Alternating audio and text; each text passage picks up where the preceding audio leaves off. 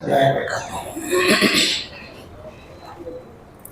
لله رب العالمين والصلاة والسلام على رسول الأمين وعلى آله وصحبه أجمعين ومن تبعهم بإحسان إلى يوم الدين أما بعد.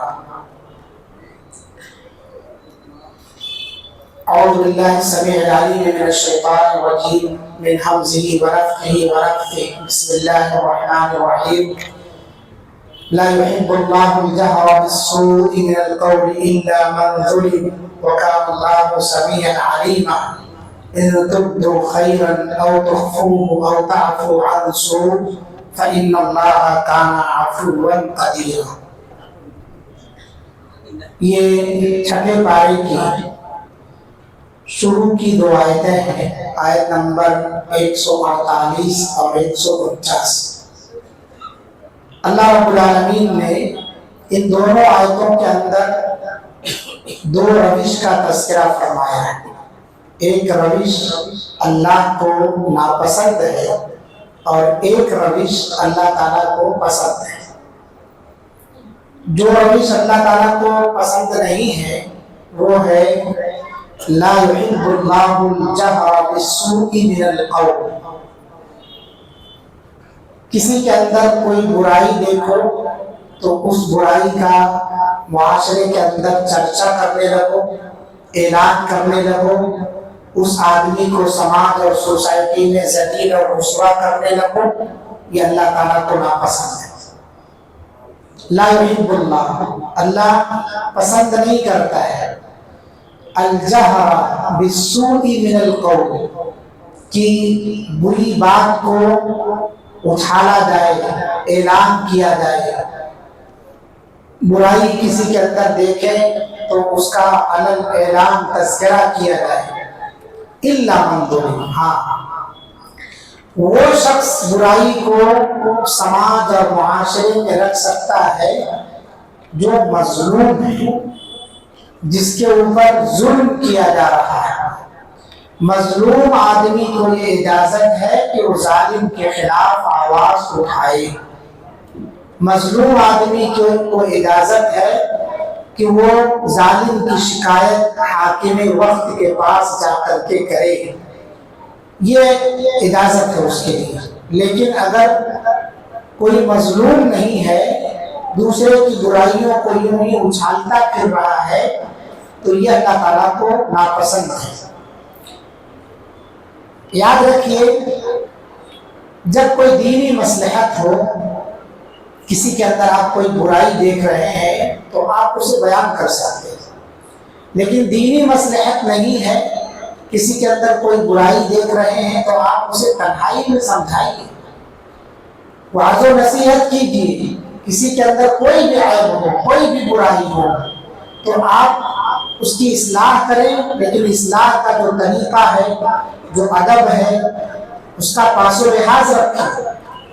اصلاح کا طریقہ یہ نہیں ہے کہ بھرے مجمع میں فلاں آدمی چور ہے، فلاں آدمی سود خور ہے، فلاں آدمی کذاب ہے، فلاں آدمی بے ایمان ہے، فلاں آدمی خیانت کرنے والا ہے، فلاں زانی ہے، فلاں چغل خور ہے.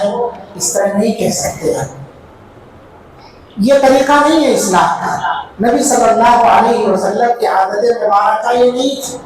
آپ صلی اللہ علیہ وسلم کے سامنے محفل میں مجرم موجود ہوتے، آپ صلی اللہ علیہ وسلم عمومی طور پر برائی دیکھتے، آپ کہہ دیتے ما بال الاقوام یفعلون کذا و کذا، لوگوں کو کیا ہو گیا ہے کہ وہ ایسا اور ایسا کرتے ہیں.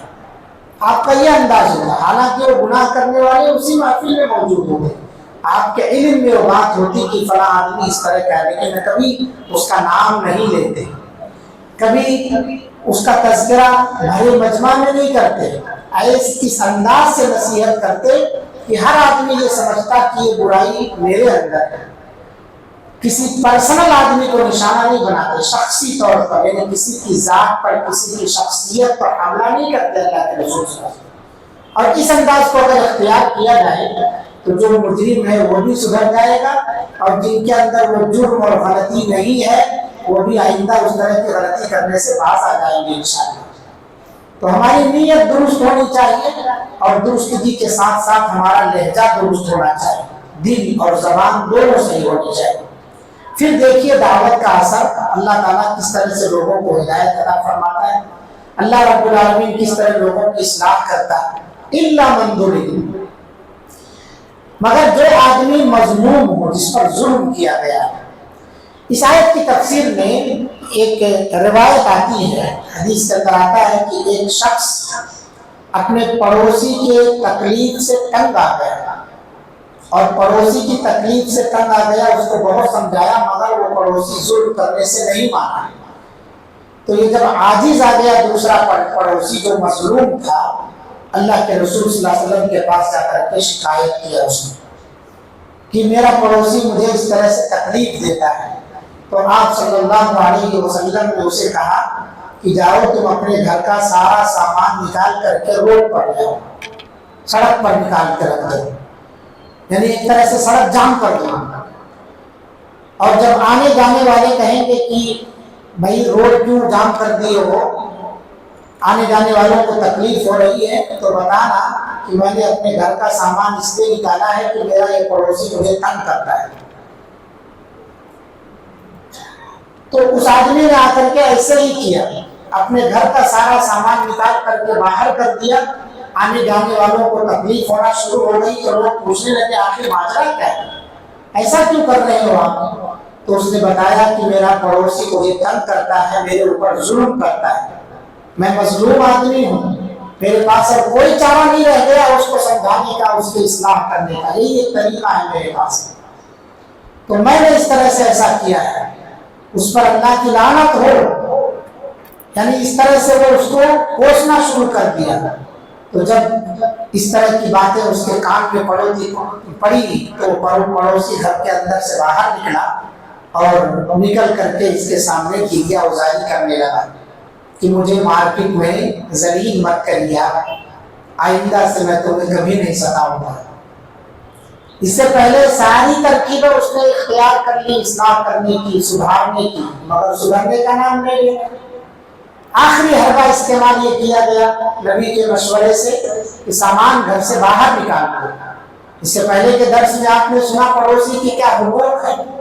اللہ کے رسول صلی اللہ علیہ وسلم کہتے ہیں کہ حضرت جبریل میرے پاس آئے، وصیت کی، اور اتنی زیادہ مقدار میں وصیت کی، برابر وصیت کرتے رہے، اور مجھے ڈر لگنے لگا کہ کہیں پڑوسی کو پڑوسی کے جائیداد میں حصے دار نہ بنانا، اور یہاں ایک پڑوسی ہے جو مجھے اس طرح تکلیف دے رہا ہے۔ تو اللہ کے رسول صلی اللہ علیہ وسلم نے ان سے کہا کہ اپنا سامان باہر پھینکو رہے، جب آنے جانے والوں کو تکلیف ہوگی تو لوگ پوچھیں گے، اس طرح سے جب اس کی جگ ہنسائی ہوگی، اسے خود ذلت محسوس ہوگی، تو پھر تمہارے اوپر ظلم کرنا بند کرے گا۔ تو اللہ کی لعنت ہو، یہ ہو، طرح طرح کی باتیں جب اس کے کانوں میں پڑنے لگی تو وہ آدمی باہر نکلا، پوچھتا ہے ماجرا، تو کہتے ہیں کہ تم نے میرے اوپر ظلم کیا ہے، اس وجہ سے میں نے ایسا سامان باہر کیا۔ تو کہتے ہیں کہ وہ پڑوسی کہتا ہے کہ میں اب تمہیں کبھی نہیں ستاؤں گا۔ الا من ظلم، ایک واقعہ یہ ہے کہ اگر کوئی آدمی کسی پر ظلم کرتا ہے تو مظلوم آدمی اپنی شکایت دوسروں کے سامنے بیان کر سکتا ہے، یہ غیبت میں نہیں آتا ہے، یہ غیبت میں بھی نہیں آئے گا۔ یعنی کوئی مظلوم ہے، وہ اپنا کمپلینٹ لے جا کر کے کورٹ کچہری پولیس میں یا کسی عالم دین کے پاس آ کر کے اس کا فتویٰ پوچھتا ہے، اپنے پڑوسی کے یا جو آدمی بھی ظلم کر رہا ہے اس کے اوپر اس کے عیب کو بیان کرتا ہے، تو یہ غیبت میں نہیں آتا ہے، یہ اس کی اصلاح کی نیت سے کی جا رہی ہے باتیں، اس کی اصلاح کی جائے، اس کے اندر کوتاہی جو ہے اسے دور کیا جائے۔ اسی سلسلے میں ایک بات یہ بھی ہے، بعض روایتوں میں یہ بھی آتا ہے کہ ایک مہمان کسی میزبان کے گھر گیا تو مہمان کی میزبانی کرنے سے میزبان نے انکار کر دیا ضیافت کرنے سے، تو وہ مہمان کیا کیا، جس مہمان کے میزبان کے پاس گیا تھا وہاں نہ رک کر کے پڑوسی کے پاس چلا گیا۔ تو جب پڑوسی کے پاس چلا گیا تو وہاں جا کر کے اس کی شکایت کیا، چیخنا چلانا شروع کیا کہ میں اپنے فلاں رشتے دار کے پاس گیا، اس نے میری میزبانی نہیں کی، ضیافت نہیں کی، تو میں تمہارے پاس چلا آیا۔ تو اس طرح سے اس آدمی کی برائی ہو رہی ہے، اس میزبان کی برائی ہو رہی ہے کہ میرا مہمان میری جا کر کے برائی کر رہا ہے دوسرے کے گھر، پڑوسی کے گھر، اب تو میری عزت کچھ بھی نہیں رہتی۔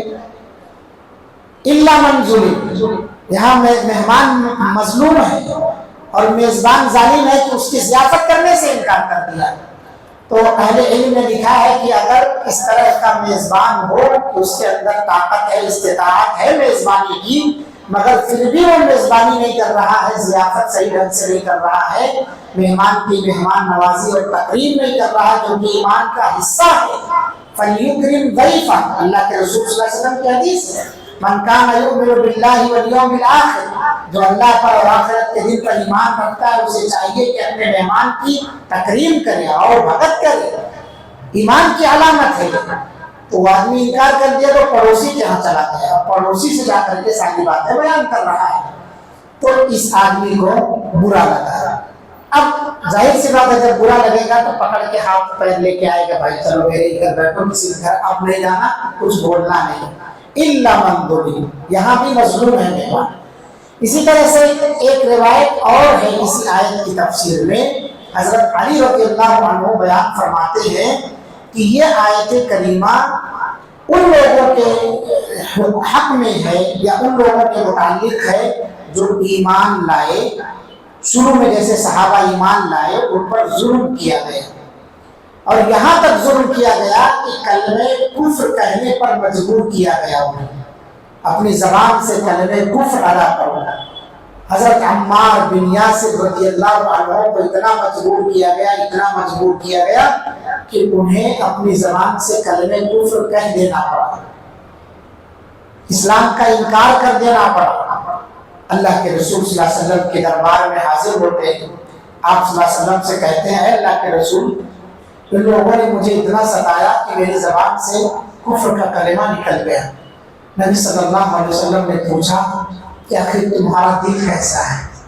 تو کہا دل تو اسلام پر مطمئن ہے میرا، لیکن زبان سے میں نے کفر کا کلمہ کہہ دیا ہے جان بچانے کی خاطر، ورنہ مار ڈالتے مجھے، وہ مار ڈالتے، میں مظلوم تھا اس وقت، یہ ظالم مجھے مار ڈالتے۔ تو اللہ کے رسول صلی اللہ علیہ وسلم نے کہا اگر تمہارا دل مطمئن ہے تو زبان سے جو تم نے کلمہ کفر کہہ دیا اس سے کوئی فرق پڑنے والا نہیں۔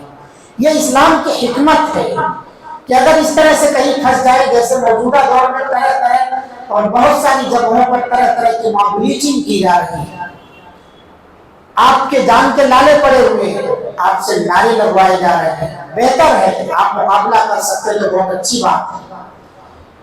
اگر آپ جان بچا لے سکتے ہیں کلمہ کفر کہہ کے، آپ کا دل مگر کفر پر مطمئن نہ ہو، اسلام پر مطمئن ہو، تو آپ ایسی جگہ پر اگر مجبور ہیں سوائے کلمہ کفر کہنے کے کوئی اور چارہ نہیں ہے جان بچانے کے لیے، تو آپ وہاں کہہ سکتے ہیں، پھر اس کے بعد آپ اسلام پر رہیے جان بچنے کے بعد۔ لیکن اگر آپ کا دل کفر کی طرف چلا گیا تو پھر سیدھے جہنمی ہے۔ دل مطمئن ہوگا، الا من اکرہ وقلبہ مطمئن بالایمان، اس آدمی کے لیے کلمہ کفر جائز ہے کہنا جسے مجبور کر دیا گیا ہو، جس کی جان جانے کا خطرہ ہو، حالانکہ اس کا دل مطمئن ہو، تو وہ آدمی ایسی بھیڑ میں جب گھر گیا ہے تو کفریہ کلمہ اپنی زبان سے ادا کر لے تو کوئی فرق نہیں پڑتا۔ لا یحب اللہ الجہر بالسوء من القول الا من ظلم، یہ تین باتیں ہیں ہمیں اپنے ذہن میں رکھنا چاہیے۔ پڑوسی کو تکلیف دیا، شکوہ شکایت جا کر کے کیا، مہمان نوازی نہیں کیا، جا کے پڑوسی سے شکایت کیا، یہ سب مجبور لوگ ہیں، مظلوم لوگ ہیں۔ اسی طرح سے جسے کفر پر زبان سے کلمہ کفر ادا کرنے کے لیے مجبور کیا گیا، نہیں کرے تو جان چلی جائے گی تمہاری۔ ٹھیک ہے، استقامت بہتر ہے، آپ استقامت اختیار کریں، مگر بسا اوقات اس طرح کے حالات پیدا ہو جاتے ہیں کہ نہ تو موت آ رہی ہے اور نہ ہی زندگی دے رہے ہیں، تو ایسی صورت عمار بن یاسر رضی اللہ عنہ پر بھی آئی، تو انہوں نے اپنے زبان سے کلمہ کفر ادا کیا اور اللہ کے رسول صلی اللہ علیہ وسلم سے آ کر کے پھر کہا اور رونے لگے کہ مجھ سے غلطی ہو گئی ہے۔ تو نبی صلی اللہ علیہ وسلم نے کہا دل کیا کہہ رہا ہے؟ کہا دل تو اسلام پر مطمئن ہے، زبان سے صرف جان بچانے کے لیے ایسا میں نے کہہ دیا تھا۔ تو اللہ تعالیٰ نے آیت کریمہ نازل فرمائی وہاں، الا من اکرہ وقلبہ مطمئن بالایمان، یعنی اسلام پر آپ شرح صدر کے ساتھ رہیں، بالکل اطمینان قلب کے ساتھ رہیں۔ آپ کے دل میں کفر کے تعلق سے کوئی محبت نہیں آنی چاہیے، دل میں جو نفرت ہے وہ نفرت پڑی رہنی چاہیے۔ اس کے تعلق سے ذرہ برابر بھی دل میں نرمی آ گئی تو پھر آپ کا اسلام خطرے میں چلا جائے گا۔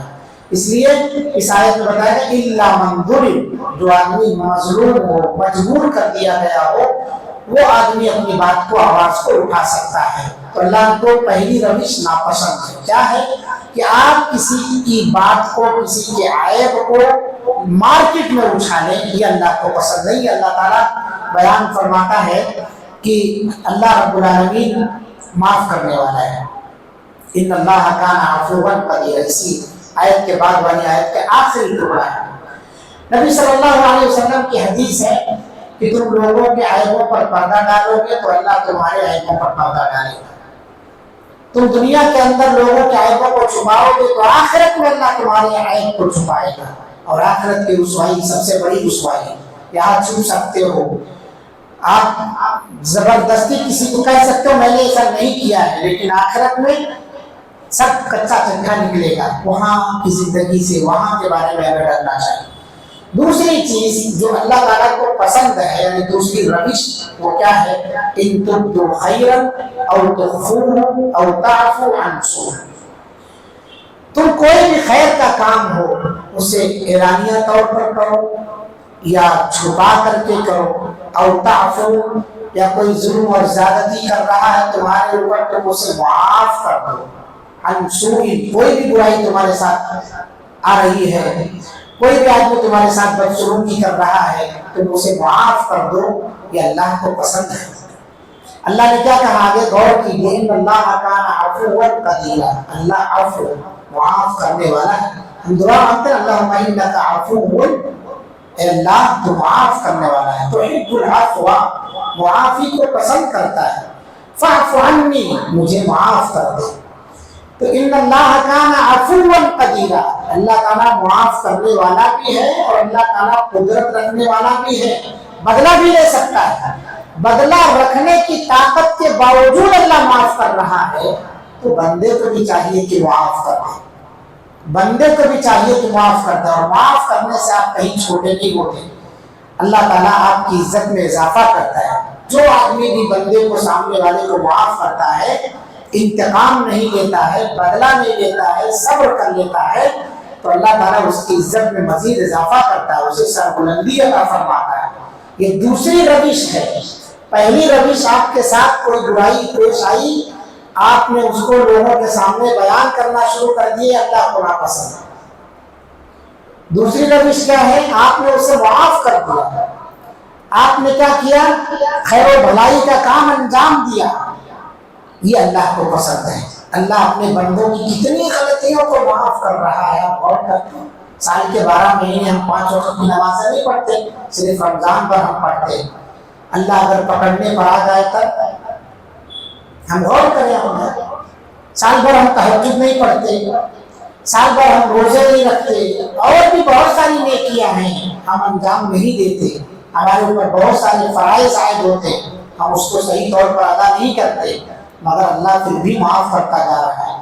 ہم بندے کی 2-4 غلطیوں کو معاف نہیں کر سکتے، چھوٹی چھوٹی غلطیاں پکڑ کر کے عمر بھر بات نہیں کرتے دوسروں سے، ماں باپ سے رشتہ توڑ لیتے ہیں، بھائی بہنوں سے رشتہ توڑ لیتے ہیں، چھوٹی چھوٹی باتیں ہوتی ہیں، بہت بڑی بات نہیں ہوتی، اور آج اسی کا نتیجہ ہے گھٹنے میں درد ہے، کمر میں درد ہے، فلاں جگہ درد ہے، گیس کے مریض ہے، بلڈ پریشر ہے، شوگر ہے۔ وجہ کیا؟ ہم نے سب کو پکڑ کے رکھا ہے، تو اللہ بھی ہم کو پکڑ لیا، جکڑ دیا طرح طرح کی بیماریوں۔ ہم معاف کرتے جائیں، اللہ ہمیں ہر طرح کی بیماریوں سے معاف کر دے گا انشاءاللہ، ہر طرح کے ٹینشنوں سے معاف کر دے گا اللہ تعالیٰ۔ ہم دوسروں کو جکڑ کے رکھیں گے، اپنے دل میں دوسروں کے لیے بغض، نفرت، حسد رکھیں گے تو ہم چین کی نیند کبھی نہیں سو سکتے، یہ بات یاد رکھیں۔ ہم معاف کر دیں، اپنا دل سب کے لیے صاف رکھیں، تب تو بولتے ہیں کہ فلاں صاحب ٹینشن فری، تو کیوں ٹینشن فری ہیں؟ وہ دوسرے کا ٹینشن پالتے ہی نہیں ہیں، دوسروں کی زندگی میں جھانکتے ہی نہیں ہیں کہ وہ کتنا کما رہا ہے، کہاں جا رہا ہے، کدھر جا رہا ہے، ان سے ان کو مطلب نہیں ہے، بس دعا کرتے میرا بھائی ترقی کرے، دعا کرتے ہیں میرا بھائی عافیت میں رہے، دعا کرتے ہیں کہ مسلمان تمام کے تمام صحیح سالم رہے، یہ دعا کیا جاتا ہے۔ آپ اپنا دل سالم رکھنا چاہتے ہیں، سالم رکھیں گے تو بہت ساری بیماریوں سے، ٹینشنوں سے آپ مکت رہیں گے، نجات ملے گا آپ کو۔ اس کے لیے کیا کرنا ہے؟ معاف کرو، معاف کرو ایک دوسرے کو، اللہ تمہیں سربلندی عطا فرمائے گا، عزت دیتا ہے دنیا میں۔ ہم سوچتے ہیں معاف کر کے غلطی کر دیں، دوسرے لوگ ورغلاتے ہیں، تم بچے اس کو معاف کر دی، اس کی اوقات کیا تھی، اس کی حیثیت کیا تھی، سامنے والا ورغلاتا ہے، پھر ہمیں بھی تشویش آ جاتا ہے کہ آپ معاف کر کے غلطی کے نہیں کرنا چاہیے، دوبارہ چڑھائی کر دے، یہ غلط کیا ہے آپ نے، پہلے کام اچھا کیا تھا جو اللہ کو پسند ہے، ان تبدوا خیرا او تخفوه او تعفوا عن سوء فإن اللہ کان عفوا قدیرا۔ یہ اللہ کو پسند کام ہے کہ آپ خیر و بھلائی کا کام کریں، چھپا کے کریں یا اعلانیہ کریں۔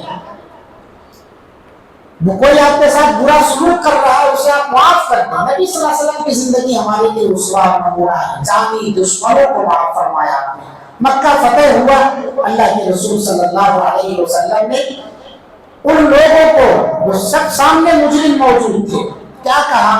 جاؤ لا تثریب علیکم اليوم، آپ تم سب آزاد ہو، اذهبوا انتم الطلقاء، سب کے سب آزاد ہو، کسی کی گرفت نہیں ہوگی، سب آزاد ہو۔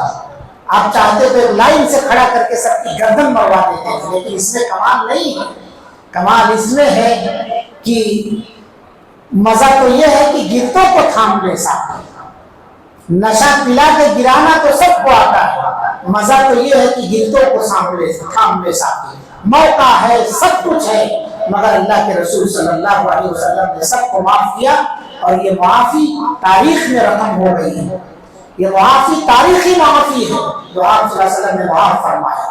کوئی اتنا بڑا جگر کر کے بتائے؟ اللہ کے رسول صلی اللہ علیہ وسلم ایسے رحمت للعالمین کے لقب سے مرکب نہیں ہو گئے، اس کے لیے جگر چاہیے میرے بھائیوں معاف کرنے کے لیے، اور یہ مومنانہ شان ہے۔ وَجَزَاءُ سَيِّئَةٍ سَيِّئَةٍ مِثْلُهَا فَمَنْ عَفَا وَأَصْلَحَ فَأَجْرُهُ عَلَى اللَّهِ۔ جو آدمی برا کرتا ہے کسی کے ساتھ، اس کے ساتھ برا کیا جاتا ہے نا، اور جو آدمی معاف کر دیتا ہے، صلح کر لیتا ہے، تو اس کا اجر اللہ رب العالمین کے اوپر ہے، اور اللہ کتنا دے گا؟ وہ اپنی شان کے حساب سے دے گا، وہ بڑا ہے تو بڑا اجر سے نوازے گا۔ آپ چھوٹی سوچ کے مالک ہیں، چھوٹا دیں گے، لیکن جو ذات بہت بڑی ہے، اعظم ہے، اللہ اکبر ہے، جو وہ ذات اپنی شان کے حساب سے نوازے، کتنا اجر دے گا؟ تو اللہ سے اجر طلب کرو، معاف کرنے کی عادت ڈالو۔ ہمارے اندر سے یہ سنت دھیرے دھیرے ختم ہونے جا رہی ہے، ہم جکڑتے ہیں، سب لوگوں کو رگڑتے ہیں، ہے نا، پکڑ لیتے ہیں، گرفتار کرواتے ہیں۔ معاف کیجیے، معاشرہ اس سے امن و چین میں ہوگا۔ اللہ سے دعا ہے اللہ رب العالمین ہم تمام لوگوں کو ایک دوسرے کی غلطیوں کو، کوتاہیوں کو نظر انداز کرنے کی توفیق عطا فرمائے، اپنی غلطیوں کو جھانکنے کی، اپنی اصلاح کرنے کی اللہ تعالیٰ توفیق عطا فرمائے۔ رب العالمین ہم تمام لوگوں میں جو بھی بیمار ہیں، تمام بیماروں کو اللہ شفائے عاجلہ کاملہ عطا فرما، ہر ایک کی پریشانیوں کو اللہ رب العالمین دور فرما۔ دنیا میں ہمیں جب تک زندہ رکھ، ایمان اور اسلام کی حالت میں زندہ رکھ، جب خاتمہ فرما تو خاتمہ بالخیر عطا فرما۔ آمین وآخر دعوانا الحمدللہ رب العالمین، والسلام علیکم ورحمۃ اللہ وبرکاتہ۔ سبحانک اللہم وبحمدک، اشہد ان لا الہ الا انت، استغفرک واتوب الیک۔